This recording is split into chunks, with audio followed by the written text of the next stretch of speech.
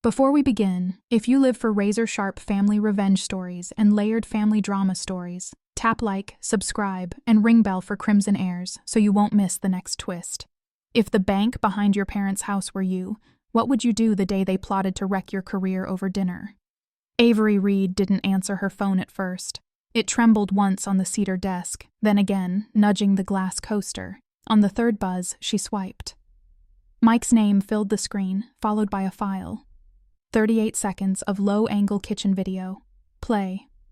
Albuquerque's high desert light slid through the blinds and laid bright bands across a scarred oak table. A spoon ticked a mug. A chair complained. 3 figures leaned into the glow like actors who knew their marks. Carol's voice carried first, smooth as practiced lines. Avery only helps because she owes us. Ethan smirked without looking toward the camera's source, thumb tapping a phone. She acts like she's doing us a huge favor. Frank didn't add words. His nod was enough, a small tilt authorizing the others. Avery's face was not in the frame, only reflections lived there, the glint along a faucet, the pale rectangle of a window, the blue dot of a router winking in the corner. She watched from hundreds of miles away while breakfast noises kept time. She watched again. The second viewing slowed everything. Sunbeams turned into dust motes drifting like parachutes. The spoon's tick seemed louder. Ethan's smile held a beat longer. Carol reached for a napkin she didn't need, smoothing nothing. She watched a third time. In the silence between their lines, the house spoke, the fridge clicking on, the vent starting up, the hinge releasing a tired breath. Frank's hand grazed the table edge, came back with a ring of moisture, and left it to evaporate. Mike's text came right after. You needed to see this. Couldn't keep quiet. Avery's thumb hovered, then rested. On the Seattle side of the country, a stack of manila folders sat like a patient skyline beside her monitor. A spreadsheet slept on the screen, rows of dates and amounts in thin gray borders. 4 years of help, logged with the neatness of someone who keeps promises when no one claps. Back in New Mexico, they believed the payments went to a faceless place. They never read fine print. They rarely read anything she sent. When they asked for assistance, she gave it, and when they didn't, habit still put the transfer on schedule. She rewound to catch the word again. Burden, forming cleanly on Carol's mouth. The word traveled without static and landed without apology. Avery exhaled and wiped the screen with her cuff, a small, precise gesture that put fingerprints back in order. She didn't reply to Mike yet. She set the phone down so it wouldn't tremble against the coaster again. Outside her window, a ferry moved across gray water, slow, deliberate, drawing a line you could follow if you cared to. The clip went dark, but somewhere in Seattle, inside a dog-eared contract, a clause flickered to life. The clip went dark, and the room in Seattle brightened by comparison. Avery sat back, pen balanced against her knuckle, listening to the heater's hum and the tick of rain on the window. The phone lay face down now. On the monitor, a spreadsheet waited with patient columns. The dates reached backward to 2021. That spring, Frank's brokerage in Albuquerque lurched, then staggered. Listings thinned, relationships cooled, and the books developed a wobble you can hear even with the cover closed. Ethan took the reins, as he phrased it. The reins slipped. Vendors called. A banker cleared his throat too often. Pride stayed at the head of the table and asked for more coffee. Avery flew down for a weekend that year. She didn't argue. She looked. The house sagged in ways you notice when you sit still, paint scuffed near the stairs, a faucet that coughed before it ran. Carol served pie and said the market would bounce. Frank gestured at folders without opening them. Ethan talked about brand refresh, a phrase that bulged like overfilled luggage. Back in Seattle, she booked time with Dana Park, a financial advisor who liked numbers plain and contracts plainer. The proposal was not flashy. Form an entity, North Star Holdings, LLC, purchase and hold the loan, and route the monthly obligation through a system that would not forget. Face saved in Albuquerque, risk managed in Washington. Everyone kept breathing. It worked exactly because it looked ordinary. Each month, a small ACH from the family account went where ACHs go. North Star received it. Then Avery added what was needed, the way a person straightens a picture frame without mentioning the tilt. No speeches, no receipts on the fridge. Just calendar reminders and PDFs, filed in folders labeled by year and month. She kept promises when no one clapped. On the screen, the totals told their compact story. Family share over 4 years, roughly $52,500. Her share, $267,843. The rows didn't sigh, they just added. Only 2 people knew the whole shape of it, Avery and Mike. He had drifted near a patio door during a gathering and overheard a call with Dana, him outside, she inside, their words braided by a sliding glass seam. Later he said nothing, except once, when he asked if she was sleeping. She lifted a coffee mug like a small shield. In Albuquerque, the arrangement read like a bank to everyone else. Emails from the entity went out with crisp subject lines and polite, bloodless copy. Received. Confirmed. Statement attached. Replies from the house often carried one-word acknowledgments. Frank forwarded messages with no text at all. Carol wrote, "Thanks," with 3 exclamation points and a neighbor story. Ethan rarely answered anything that did not have his name in the subject line. They did not read the attachments. They signed what needed signing. They performed steadiness by pressing send the same day each month. The numbers made a sound only Avery could hear. The spreadsheet blinked back when the screensaver dimmed. On a second monitor, a scanned packet sat open. Legalese in 12-point type, numbers at the bottom right, a paper crease captured like a scar. A line on page 3 always snagged her eye. It wasn't a secret.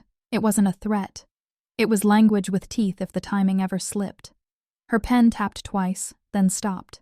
She scrolled to the most recent row, date, amount, memo, and traced the space waiting for the next entry. In many family revenge stories, the safest choice hides in procedure. In many family drama stories, the danger does too. Rain thickened. The heater clicked off. Avery turned the phone face up again, not to answer, but to watch the second hand make its lap. She saved the spreadsheet and stacked the folders.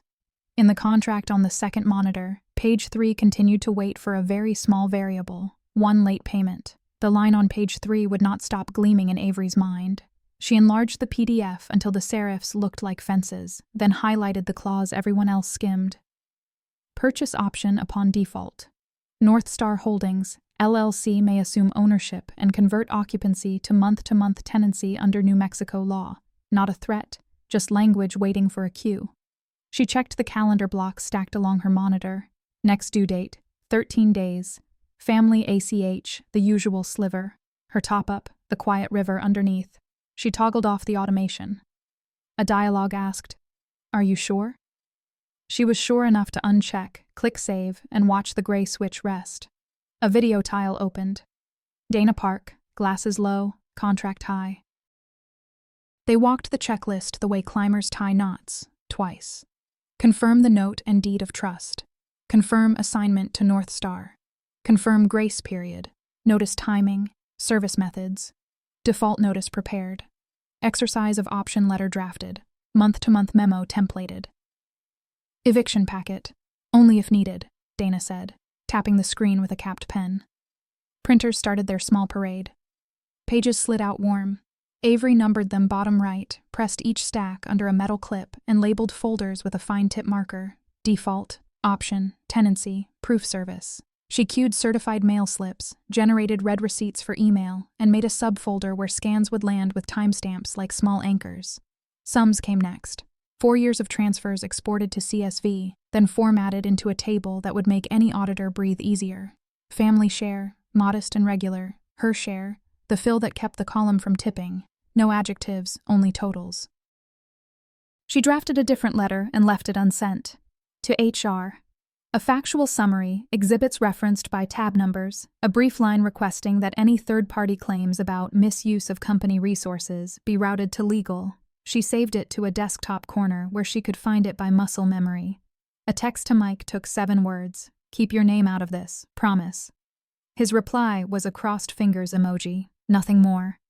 She muted the thread, turned on Do Not Disturb, and placed the phone screen down. Objects arranged themselves into straight lines. Pens aligned with notebook edges. A sticky note went up beside the monitor. No top-up.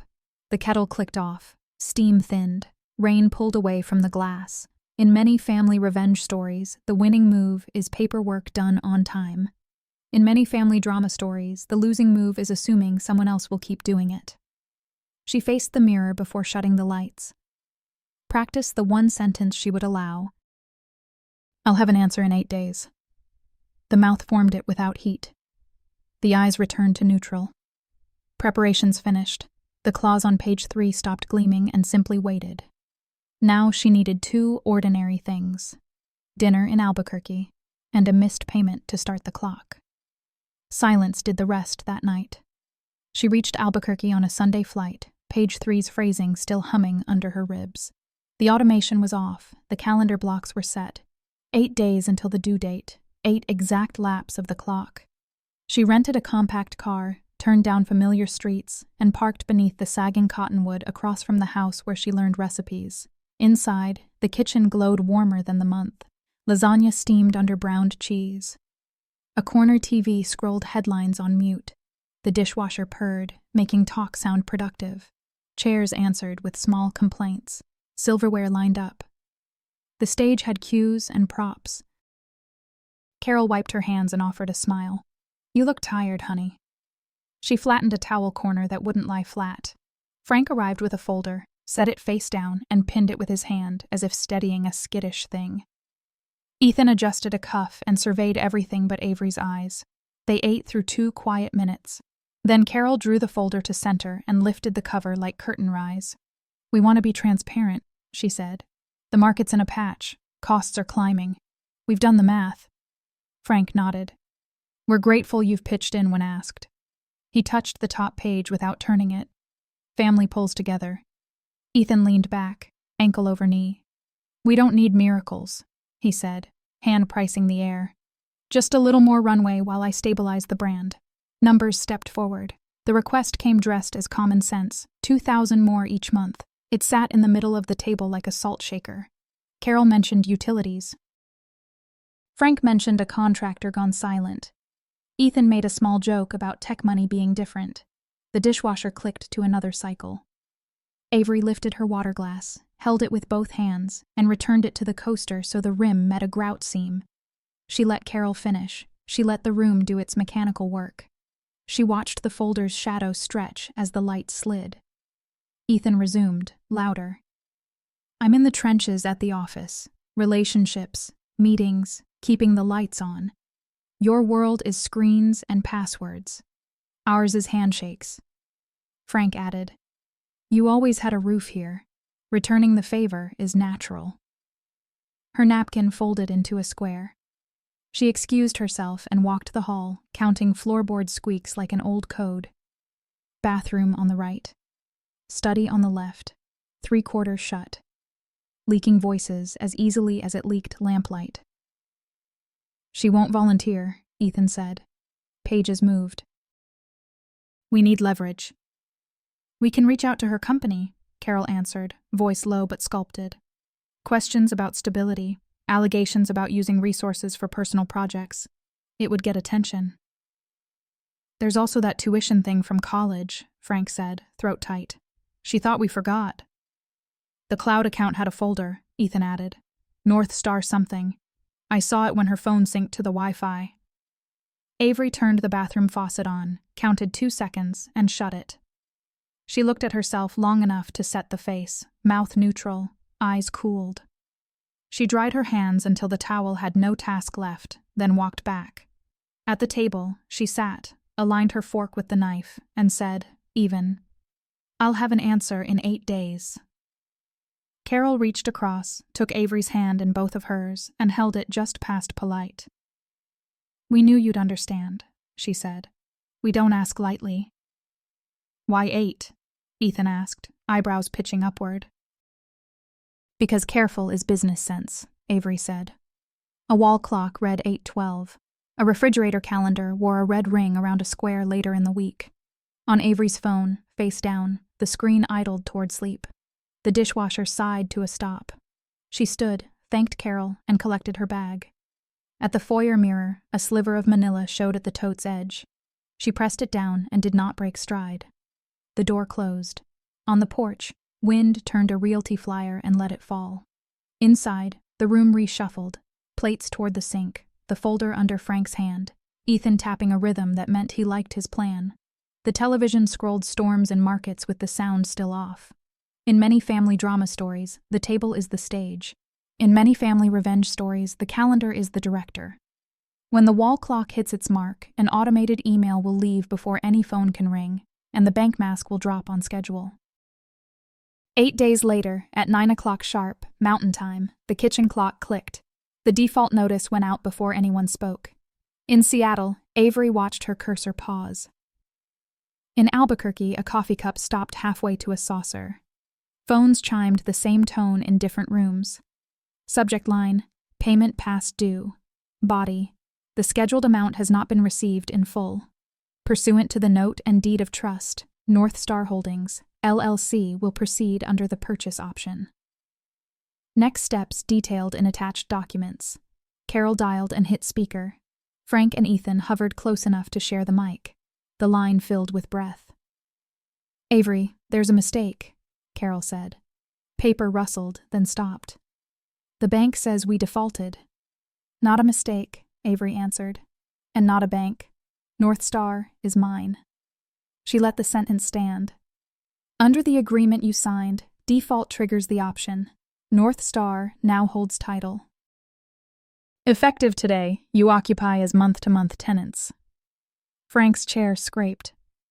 "Ungrateful," he began. "That is not how you address your landlord," she said, even. "You will receive a rent statement today. First payment due in 30 days. Instructions are in the email. Read receipts are enabled." Ethan's footsteps went away and returned. "You can evict your own family." "I'm not evicting anyone today," Avery said. "I'm describing the terms we all agreed to. If rent is late, the usual New Mexico notices apply. Those documents are prepared but unused." Carol's pen clicked, failed to click again, and rolled. "We've always paid on time." "You've sent a portion," Avery said. "For 4 years, I added the rest. The ledger is in the attachment, so are your past replies, received, confirmed, and the statements you didn't open." Frank tried another angle. "We sacrificed to give you a home. The records show I gave you one," she said. "We can keep the discussion professional." On screen, the attachments glowed with the small paperclip icon, default notice, PDF, exercise of option.pdf, tenancy memo.pdf, proof service, links.txt. In the window glass, Avery's own face looked like any other office reflection at 9 in the morning. The manila stack beside her monitor breathed square edges. Ethan leaned into the mic. "Is this revenge?" "It is enforcement," Avery said. "In many family revenge stories, the twist isn't magic. It's someone reading the clause everyone signed." She let the line pass like weather. "From here on, please use email. Phone calls will not be returned." Carol tried warmth. "We're family." "Which is why I waited 4 years," Avery said. "Now we use documents." A timer dinged on the counter. She didn't move toward it. Instead, she summarized. Rent, due in 30, payment address, wire instructions, office hours for maintenance requests, and the notice that communications would be logged. She confirmed they had received the attachments. Carol said yes, Frank said yes.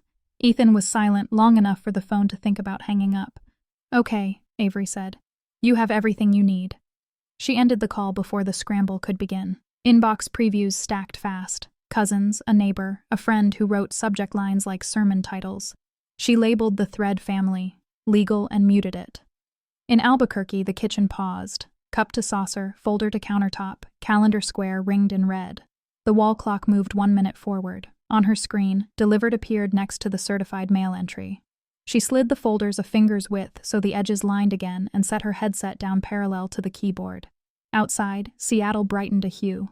In most family drama stories, noise gets the first word. Today, paper alone got it. The bank mask had fallen. The other masks would arrive next, pleading, threats, rumors, HR gambits, and each would meet a file already waiting, ready. The call ended cleanly. The kitchen in Albuquerque kept buzzing, while Seattle quieted to the soft fan of a laptop. Alerts began climbing anyway. 1 badge became 5, became 9, became a red dot that would not sit still. Avery muted sounds and let the numbers rise without hearing them. She wrote once, not many times. An auto-reply. Please correspond by email. All relevant documents are attached to today's notice. For maintenance or rent matters, refer to the tenancy memo. Thank you. She saved it and watched it catch the first wave. Then the messages arrived with scripts of their own. A cousin wrote, "Because you're reasonable, you'll fix this." An aunt attached a church flyer and 3 hearts. A neighbor said he was disappointed and could offer counsel. Subject lines read like sermon titles. She applied labels, family, legal, family, noise, and moved each into the proof service folder, read receipts stacked like stamps. Another kind of note appeared, anonymous to HR, alleged instability, alleged use of company machines for personal ventures. She did not wait to be summoned. She opened the draft addressed to HR, added exhibits, and pressed send. Tabs lined up. Exhibit A, the kitchen video. Exhibit B, screenshots of the family finances chat Mike had forwarded. Exhibit C, the ledger of 4 years of transfers. She referenced policy numbers. She kept adjectives out. HR acknowledged within the hour. We have your materials. Legal will handle any third-party claims through proper channels. Please forward additional attempts. The reply carried no exclamation marks, only lines that read like beams. Mike texted once. More coming. He meant a zipped file and a short audio clip where Ethan gamed out the HR angle like a weather forecast. She saved both, added dates, and set them behind a tab. The tuition story surfaced too. Frank's old email approving a temporary advance lived beside a receipt marked paid, interest included. She slid those into a section labeled settled. Dana checked in on signal, camera off. You're within New Mexico procedure, she said. Use the script we set if anyone threatens smear. Keep everything in writing. Avery answered with a screenshot of her inbox rules marching messages into place. In Albuquerque, calls began, multiplied, then thinned. Carol paced from sink to stove with her phone face up, then face down. Frank searched phrases like challenge purchase option and landlord family eviction.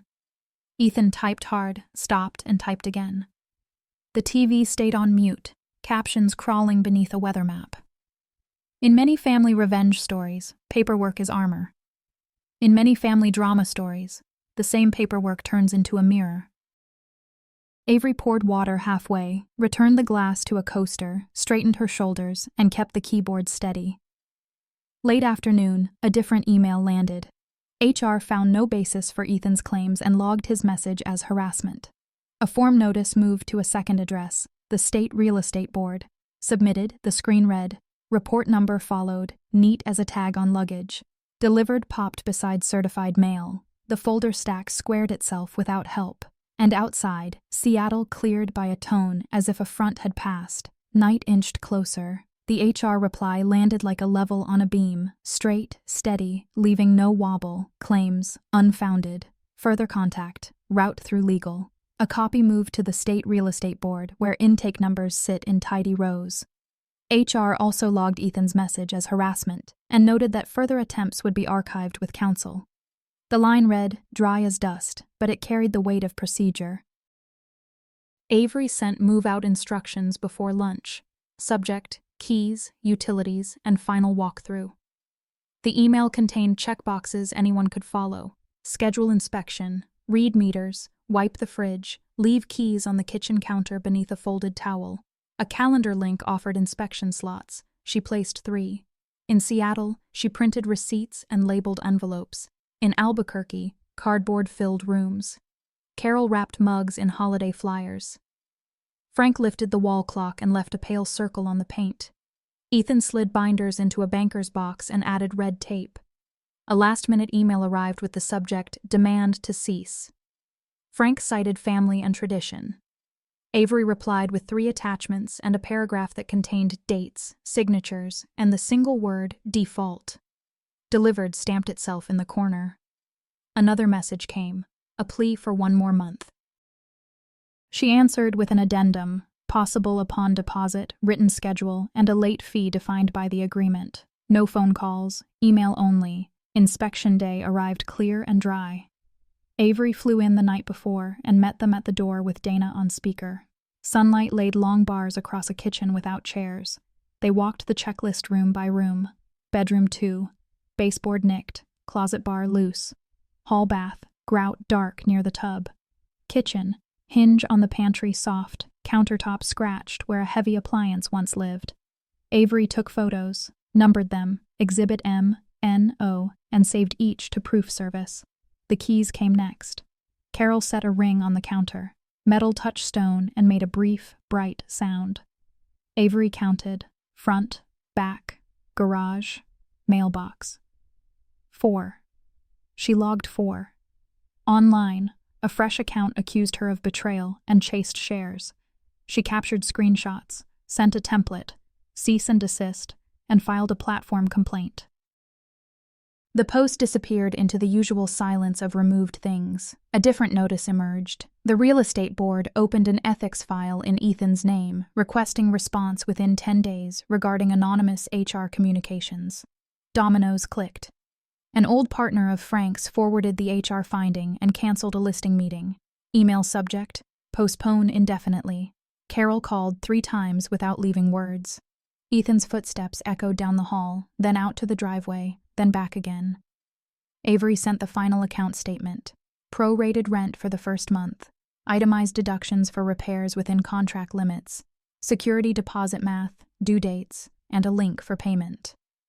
They moved to a west side apartment with a narrow view of a pool. The elevator beeped on every floor. Boxes stacked on a rolling cart leaned. Frank steadied them with his knee. A blue dish with a knife scratch rode on top. The door closed without sticking. Mike stopped by the house with a small tool bag and a thumb drive. He didn't talk much. He set the drive on the counter and nodded toward the empty rooms. Avery filed the new materials under exhibits and watched the folder become more square. Timestamps ticked forward. T+7, inspection complete. T+10, board response due. T14, first rent due. Dust spun in a Windows rectangle like slow confetti. When the last box cleared the threshold, the ring of keys remained the brightest thing on the counter. And somewhere between the checklist and the calendar invite, a promise shifted its weight, ready for what the next owner, and a new fund, might require. She returned to Seattle with a carry-on, a thumb drive from Mike, and an email from Dana titled, Buyer Preview. The house in Albuquerque stood empty. Sunlight tilted through the blinds and caught dust like a stage cue. In the kitchen, the ring of keys lay where she had left it, bright as punctuation. Avery opened the listing draft from the broker. Photos showed white walls, scrubbed counters, a living room that echoed even on screen. Disclosures sat beneath, plain and complete. She dragged the property folder into one labeled Closed, Property, then opened another, Sale, In Progress. 2 checkboxes waited. She gave them both. Proceeds took another window. After fees and taxes, a number settled into place. She wrote a new subject line, Foundation Draft Charter, and sent it to Dana and Mike. Working name, North Star Fund. Mission, small emergency grants for people pinned by family-held debts and quiet obligations. Bullet points stacked, eligibility, documentation, turnaround times, quarterly reporting. A line read, Legal Review, 501c3, Packet, Board Seats, 3. Mike replied with a photo of a sticky note, Start small, stay clean. She filed it without ceremony, the way she had filed proof for 4 years. A separate email arrived from the board, preliminary hearing scheduled, written explanation requested regarding Ethan's outreach to HR. 10 days, a calendar tile turned red. On another tab, Carol and Frank's new apartment, a beige complex, a shimmering rectangle of pool, a monthly rate with an elevator beep. Boxes waited, a clock on a white wall still unhung. Avery sent one more message. Please use email only. If you need help transferring utilities, reply by Friday. No calls will be answered. At the Albuquerque kitchen, she met the broker for a pass. Sign here, initial there. The listing agreement clicked shut. Closed. Property turned green. Outside, a for sale sign nudged. In her tote, office keys tapped. On the screen, grant application, template V1 opened, waiting for fields. In many family revenge stories, victory sounds like paper sliding flat. In many family drama stories, the lesson is a boundary that stays put. For Crimson Heirs, like, subscribe, ring the bell if you want the next chapter. The door eased shut, dust thinned, a new email pinged. Foundation draft charter, approved. For more from Crimson Heirs, like, subscribe, and ring the bell.